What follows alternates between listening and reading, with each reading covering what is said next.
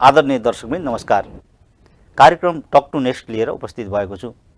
आजको श्रृङ्खलामा सिंहदरबार वैद्यखाना विकास समितिका प्रबन्ध निर्देशक डाक्टर वंशदीप शर्मा खरेललाई लिएर उपस्थित भएको छु। डाक्टर साहब, कार्यक्रममा स्वागत छ यहाँलाई। धन्यवाद। यहाँ लगभग अब यो वैद्यखानामा चाहिँ जिम्मेवारी सम्हालेर आउनुभएको यहाँ प्रबन्ध निर्देशक हुनुहुन्छ। कार्यकालको अन्तिमतिर पनि आइपुग्नु भयो भन्ने छ। यो 370 वर्षभन्दा लामो इतिहास बोकेको यो वैद्यखानाको जुन खालको जिम्मेवारी वहन गर्नुभएको छ, यसको विशेषता र यसको व्यापकताबारे अलिकति बताइदिनुहोस् न। धन्यवाद यहाँको प्रश्नको लागि। सिंहदरबार वैद्यखाना विकास समितिको जुन हिस्टोरिकल ब्याकग्राउन्ड छ, वास्तवमा त्यो एउटा ऐतिहासिक र हामीहरूको बिचमा गौरव गर्न लायकको एउटा ऐतिहासिक संस्था हो। त्यो यो मल्ल राजा प्रताप मल्लको पालामा हनुमान ढोकाबाट यसको सुरुवात भएको पाइन्छ र पछि गएर जङ्गबहादुर राणाको पालामा थापाथलीमा यसलाई सिफ्ट गरेको भेटिन्छ र जुद्ध शमशेर चन्द्र शमशेरको पालामा अहिले जुन सिंहदरबार, त्यतिखेर सिंहदरबारको कम्पाउन्डभित्र थियो, अहिले अलिकति सिंहदरबारभन्दा बाहिर गए पनि त्यो सिंहदरबारभित्रै चाहिँ यसलाई स्थापना गरेको पाइन्छ र त्यही अनुसार चाहिँ यसले विभिन्न पूर्वीय सभ्यताको आधारमा रहेर आयुर्वेदको विभिन्न खालका औषधिहरू सङ्कलन, प्रशोधन र यसको चाहिँ निर्माण गर्ने कार्यहरू त्यो बेलामा भएको पाइन्छ र त्यो बेलदेखि नै निरन्तर रूपमा कुनै न कुनै रूपमा उतार चढावहरू भयो होलान्, तलमाथि केही भयो होलान्, तर जस मल्लकालदेखि हालसम्म चाहिँ निरन्तर रूपमै यसको चाहिँ उत्पादनहरू भइरहेछन् यसबाट। र यो 2051 सालमा सिंहदरबार वैद्यखाना विकास समिति भनेर गठनादेशद्वारा गाइड भएर अनि त्यो अनुसार चाहिँ सिंहदरबार वैद्यखाना सञ्चालन भएको पाइन्छ र अहिले हालै फेरि 2077-76मा आएर फेरि नयाँ गठनादेशबाट चाहिँ यसलाई गभर्न गर्न खोजिएको छ। तपाईले यो जिम्मेवारी सम्हाल्दै गर्दा, वैद्यखानाको जिम्मेवारी सम्हाल्दै गर्दा यसको अवस्था र यसका सुधारका गतिविधि पनि त अगाडि बढाउनु भएको छ। ठ्याक्कै के कस्ता गतिविधि गर्नुभयो यसो बताइदिनुहोस् न। यो पनि म जब सिंहदरबार वैद्यखानामा आफ्नो नेपाल सरकारबाट जिम्मेवारी पाएँ, जिम्मेवारी पाइसकेपछि जुन अवस्थामा म त्यहाँ जाँदाखेरि करिब औषधिहरू निर्माण हुने क्रमहरू धेरै न्यून अवस्थामा रहेको थियो र जुन औषधिहरू हामीले बजारमा व्यापक रूपमा माग भइरहेको र त्यहाँ बन्न नसकेको अवस्थालाई मैले चिर्ने धेरै प्रयासहरू गरेँ। यद्यपि अब विभिन्न कालचरणमा म फेरि सिंहदरबार वैद्यखानामा जिम्मेवारी पाउने, केही समय जिम्मेवारीबाट हट्ने र फेरि जिम्मेवारी पाउने, यस्तो चाहिँ सिरियल्ली नै चल्यो 2-3 पटकै।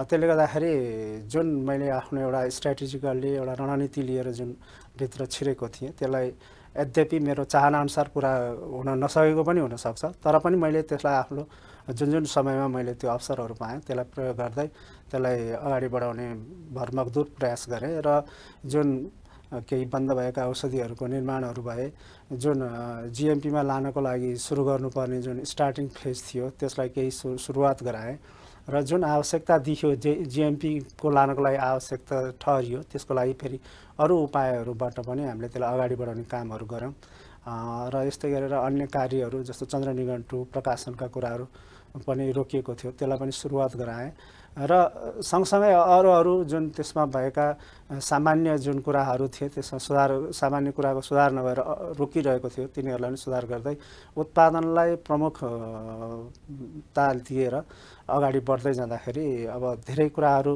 गर्न सकियो र त्यसलाई अझ अगाडि बढाउनु पर्नेछ र त्यसैमा सन्तुष्टि गर्ने अवस्था चाहिँ छैन। भनेको यसको लागि अझै पनि तपाईँ केही तयारी गर्दै हुनुहुन्छ अथवा नयाँ योजना केही ल्याउँदै हुनुहुन्छ? यसको लागि हामीले योजना गरेका छौँ। अब यो हजुरको जिएमपीमा जानको लागि अब गुरु योजना नै मुख्य हो, त्यो नबनिरहेको अवस्थामा त्यसलाई गुरु योजनामा लाने प्रयास भइरहेको छ र सँगसँगै जिएमपीको लागि केही कामहरू भएको छ, त्यसलाई बाँकी कामलाई पनि पुरा गर्दै जाने र सँगसँगै अर्को वर्षदेखि फेरि यसलाई चाहिँ एउटा नयाँ उचाइमा चाहिँ जिएमपीलाई अगाडि बढाउने एउटा त्यो भइरहेको छ र अर्को जुन पुरानो शैलीबाट हामीले शास्त्रीय औषधिहरू बनाउँछौँ, त्यो शास्त्रीय औषधिहरूलाई पनि यथावत रूपमा बनाउँदै जाने हामीले 2 किसिमबाट त्यहाँ काम गर्न खोजेका छौँ। एउटा चाहिँ हामी सिंहदरबार वैद्यखानाको जुन मल्लकालदेखि नै एउटा जुन आफ्नो शास्त्रीय तवरबाट बनिएका औषधिहरू छन् तिनीहरूलाई चाहिँ निरन्तरता दिने र त्यसको मौलिकतालाई आँच आउन नदिने हिसाबले उत्पादनहरू गर्दै जाने र अर्को चाहिँ त्यसलाई आधुनिकीकरण गर्दै पनि जाने। वर्तमान परिप्रेक्ष्यमा हामी आफ्नो देश अनि विदेशमा अन्तर्राष्ट्रिय स्तरमा पनि त्यसको बजारको पहुँच पुर्याउनको लागि WHO स्ट्यान्डर्ड GMP को जुन मापदण्ड छ त्यसलाई अवलम्बन गरेर हामी चाहिँ अगाडि बढ्ने र त्यो अनुसार चाहिँ अत्याधुनिक आयुर्वेद औषधिहरू बनाएर त्यसलाई बजारमा चाहिँ लाने, अन्तर्राष्ट्रिय बजारसम्म लाने, त्यो दुईटै तवरबाट हामी अगाडि बढिरहेका छौँ। एउटा हामी शास्त्रीय तवरबाट, एउटा चाहिँ आधुनिक तवरबाट चाहिँ दुवै किसिमको चाहिँ औषधिहरू उत्पादन गर्ने लक्ष्यका साथ सिंहदरबार वैद्य खाना विकास समितिले अगाडि बढाइरहेको छ। यस्तो पनि छ नि त डाक्टर साहब, अब अहिले शास्त्रीय परम्पराको कुरा गर्नुभयो, कतिपय अब त अहिले त शास्त्रलाई आधार मानेर हामी चाहिँ यसो नि गर्न सक्छौँ र भन्ने पनि छ। अहिले त प्रविधिमा आधारित वैज्ञानिक तवरबाट चाहिँ रसायनका चाहिँ विकास भइसके, त्यस्ता खालबाट चाहिँ औषधि उत्पादन भइरहेको अवस्थामा कसरी विश्वास दिलाउन सकिन्छ त यो शास्त्रीय प्रणालीको औषधि उत्पादनलाई? यस्तो छ, के छ भने कुनै पनि पद्धतिको आफ्नो मौलिकताहरू हुन्छन्। त्यो मौलिकतालाई हामीले छोड्यौँ भनेदेखि हामी आधुनिकीकरणको हिसाबमा हामी अगाडि बढ्ने हिसाबमा त्यो जुन मौलिकताबाट पाएको जुन प्राप्ति छ, यदि आधुनिकीकरण गर्दाखेरि त्यो त्यसबाट भएको फाइदा फेरि बृहत अनुसन्धान र त्यसको चाहिँ विकास नगरिकन र त्यसबाट जुन फिडब्याक नलिकन हामी एकैचोटि जम्प गरेर जानु त्यति उपयुक्तता देखिँदैन। र शास्त्रीय तवरले जुन औषधिहरू निर्माण गरिएको छ र त्यसले जुन आफ्नो एउटा गुणत्व छ, उसमा भएको गुणस्तरीयता छ र त्यसलाई आधुनिकीकरण गर्दै जाने हदमा चाहिँ फेरि त्यो ह्रास हुन्छ कि भन्ने त्यतातिर पनि केयरफुल हुनुपर्छ भन्ने मेरो आशय हो। त्यसकारण के भने हामी शास्त्रीय औषधिहरू र नयाँ तवरले बनाइएका औषधिहरूमा भोलि गएर बिरामीहरूलाई सेवन गर्दाखेरि कतिको फरक पर्छ र उहाँहरूको स्वास्थ्यमा कतिको उपयोगितामा आउन सक्छ, ती कुराहरू दुवै कुरालाई मूल्याङ्कन गरेर अनि हामी जुन बाटो रोज्दाखेरि सजिलो हुन्छ त्यो बाटोतिर जान चाहिँ सक्छौँ। तर जुन मौलिकता छ, जुन शास्त्रीयता छ र जुन हिसाबले औषधि बनेको छ र अहिले विश्व बजारमा अरूको भन्दा पृथक किसिमको जुन हाम्रो आयुर्वेद पद्धति छ, त्यो पद्धतिले जुन अवलम्बन गरेको जुन नियमहरू छ तिनीहरूलाई चाहिँ हामीले चटक्क छोडिदियौँ भने भोलि त्यो चिजहरू हामीले प्राप्त गर्नलाई गाह्रो हुन्छ र हाम्रो आफ्नो मौलिकतामा पनि नराम्रो समस्या पर्न सक्छ। त्यसकारण यो हाम्रो आफ्नो मौलिकतालाई त्यसरी चटक्क बिर्सिनु, आफ्नो मौलिकताको लागि पनि यसलाई सँगसँगै लिएर जानु जरुरी देख्छु म। यस्तो छ नि डाक्टर साहब, अब औषधि उत्पादन हुने कुरा एउटा कुरा भयो, त्यसको अनुसन्धान एउटा कुरा भयो र हामी जुन आयुर्वेद चिकित्सा पद्धतिकोबाट चाहिँ जुन अभ्यास अगाडि बढाइरहेका छौँ, अब पछिल्लो समय के भयो भन्नुहुन्छ भने कोभिडले चाहिँ नराम्ररी सतायो। नेपाल मात्र होइन, विश्वव्यापी रूपमा चाहिँ यसले महामारीको रूपमा लियो।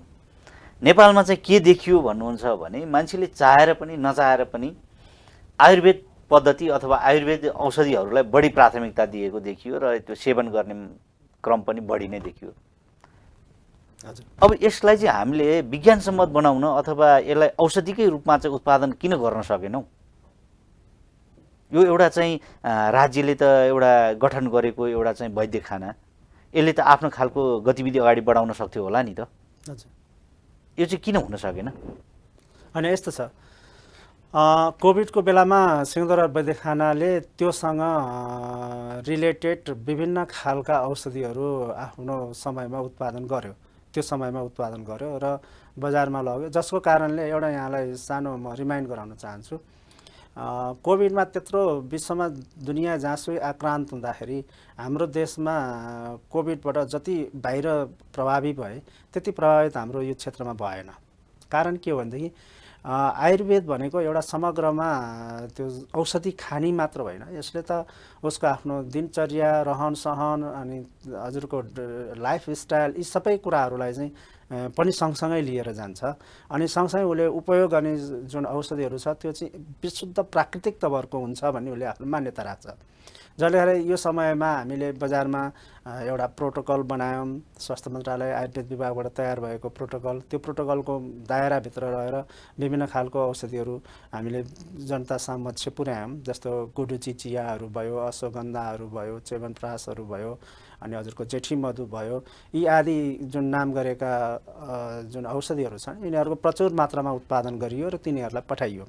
र यी औषधिहरूमा जुन किसिमले शास्त्रमा अथवा साइन्समा बताइएको त्यही अनुसार हामीले प्रयोग गर्नु उपयुक्त हुन्छ। जस्तो मानिलिउँ गुडुचीको क्वाथ अथवा त्यसको एब्स्ट्र्याक्ट खाने भनेपछि त्यसलाई हामीले कुनै चाहिँ अमुक क्याप्सुलर फर्म अथवा अर्को फर्ममा लगेर खुवाउनु त्यति उपयुक्त मानिँदैन। त्यसको एब्स्ट्र्याक्टै खुवाउनु राम्रो हुन्छ। यसमा अलिकति हामी रिजर्भ नै बन्न सक्छौँ यो मामलामा।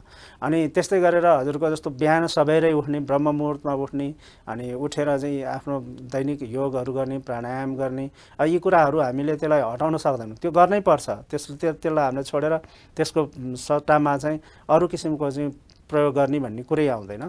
त्यस्तै गरेर आयुर्वेद औषधिहरू पनि विभिन्न आफ्ना फर्महरूमा छन्। यद्यपि ती प्रयोग गर्दाखेरि केही कठिनाइहरू, केही महसुसहरू हुनसक्छ। तथापि के हुन्छ भने हामीले आफूले आफ्नो जुन प्राकृतिक तवरले जुन हाम्रो दिनचर्यालाई अगाडि बढाउँछौँ त्यो प्राकृतिक नै बनोस् र त्यो प्रकृतिमै भएको चिजमा जति सक्दो ऊ प्रकृति नजिक पुगोस् त्यो मानिस र प्राकृतिक रूपमै त्यसको प्रयोग होस् भन्ने यसको चाहिँ ध्येय हुन्छ। त्यसकारण हामीले यस्तै किसिमको औषधिहरू बनाउँछौँ र यस्तै किसिमकै औषधिहरूको सेवन गराएर नै उनीहरूको लाइफस्टाइल बनाउँछौँ। र जसले गर्दाखेरि यो कोभिडको बिचमा धेरै नै राम्रो रिजल्ट दियो। किनभने हामी त्यति धेरै प्रभावी भएनौँ यो कोभिडको बेलामा। कारण के भने हामीले सबै गाउँ गाउँमा, घर घरमा, टोल टोलमा, कतिपय समयमा त प्रत्येक टोलमा चाहिँ हरेक घर घरमा गुरुची लगाउने भनेर बिरुवाहरू, प्लान्टहरू वितरण भए।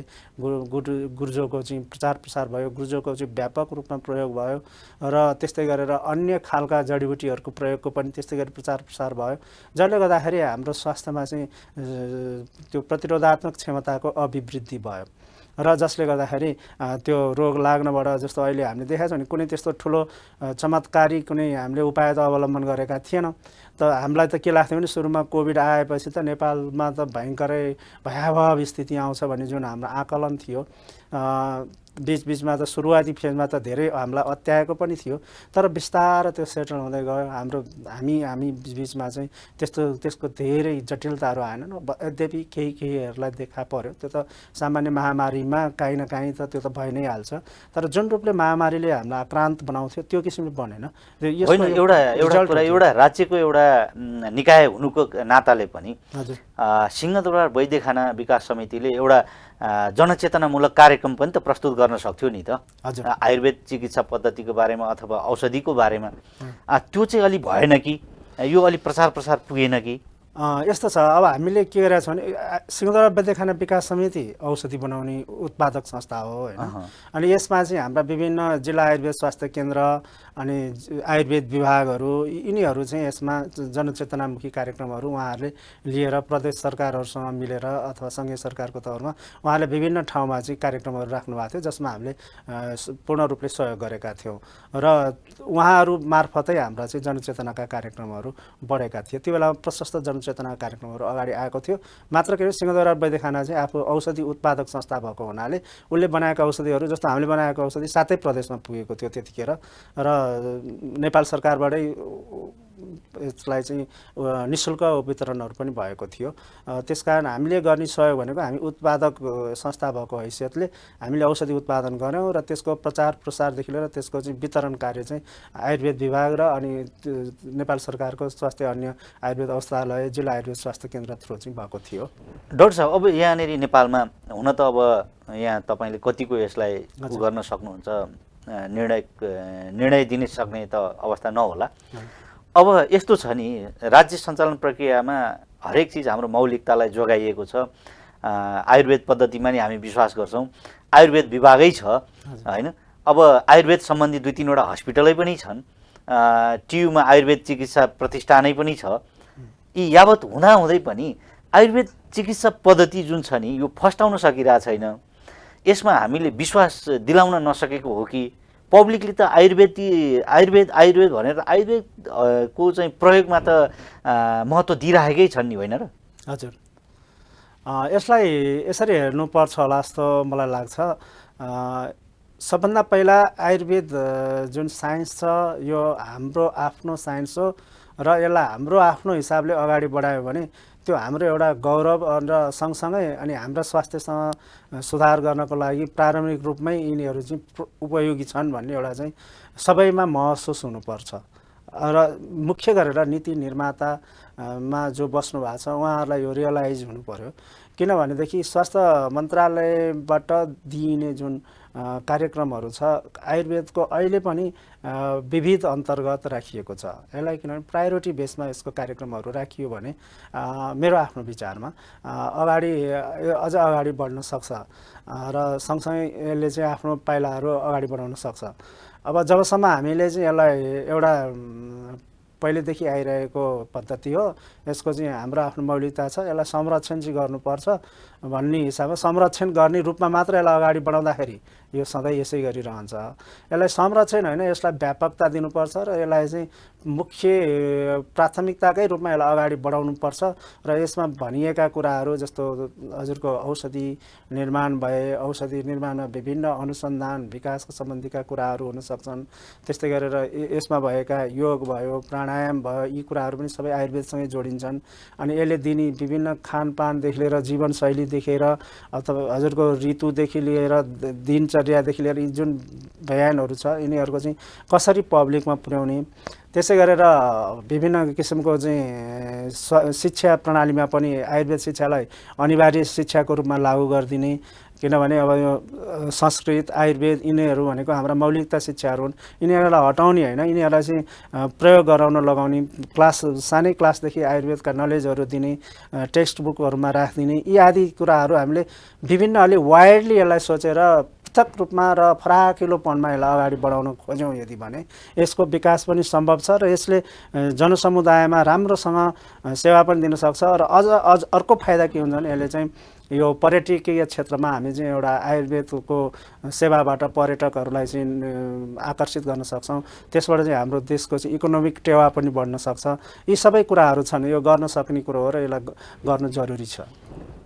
यति हुँदाहुँदै पनि जुन खालको यहाँले भनाइराख्नु हो, शिक्षामा आयुर्वेदिक जुन पद्धति छ शिक्षा प्रणालीमा जाने अथवा आयुर्वेदिक शिक्षालयहरू चाहिँ कतिको आवश्यकता देख्नुहुन्छ र यसलाई ल्याउन जरुरी छ कि छैन? अब अहिले भएको नीति अथवा अहिले भएको संरचनाले काम गर्छ कि गर्दैन, गराउन सकिन्छ कि सकिँदैन, के देख्नुहुन्छ तपाईँ?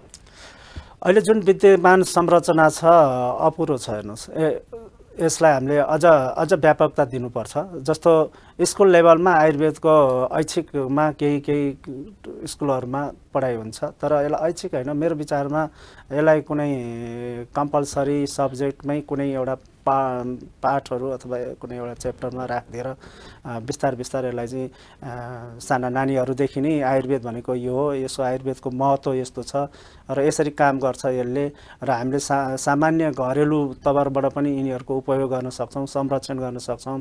भोलि गएर यसैको व्यवसायकै रूपमा पनि यसबाट चाहिँ हामी आत्मनिर्भर हुन्छौँ भन्ने कुरो एउटा चाहिँ मानसिक रूपले हाम्रो बालबालिकाहरूलाई तयार गर्न सक्छौँ।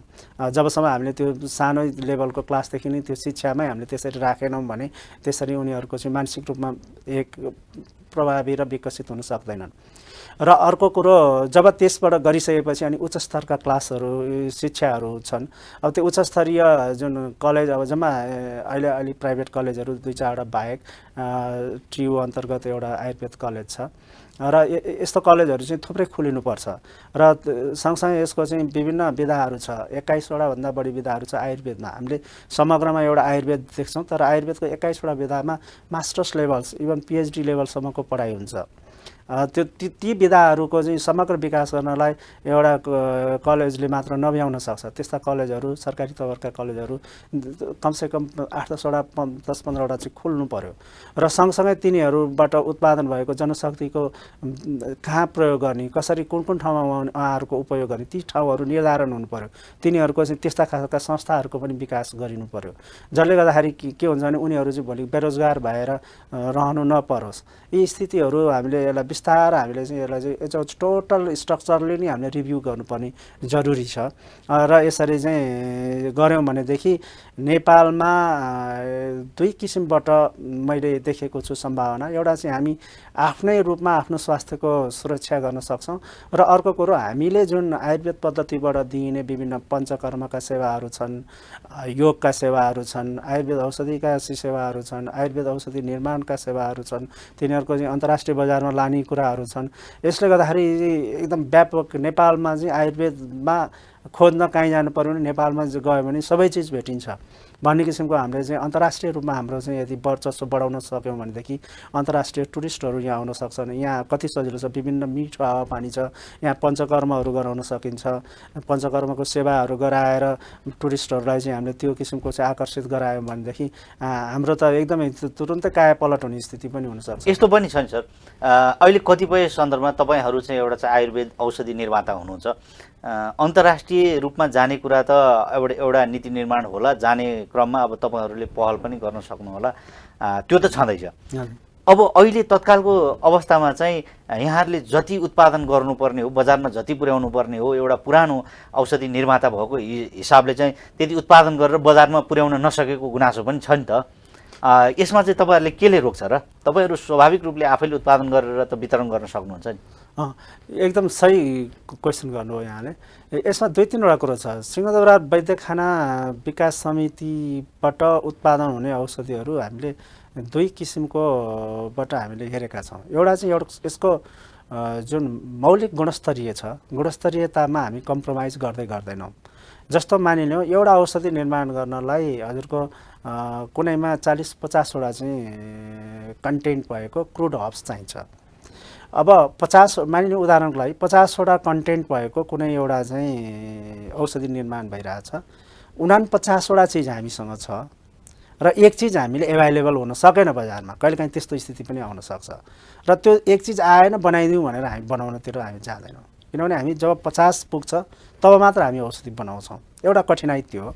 अर्को यो सार्वजनिक खरिद ऐन अनुसार चाहिँ हामी जुन खरिद गर्नुपर्ने प्रक्रिया छ त्यो हामीले त्यसलाई अनुसरण नगरिकन हामीले बनाउन सक्दैनौँ र त्यसलाई फलो गर्दाखेरि कहिलेकाहीँ के हुन्छ भने सबै प्रक्रियागत रूपमा पुग्दाखेरि यता जडीबुटी पाउने समय एकातिर हुन्छ, अनि त्यो प्रक्रिया चलाएर त्यो जडीबुटी प्राप्त गर्ने स्थितिमा पुग्दाखेरि जडीबुटी बजारबाट चाहिँ सिद्धिसकेको अवस्था पनि आइलाग्न सक्छ।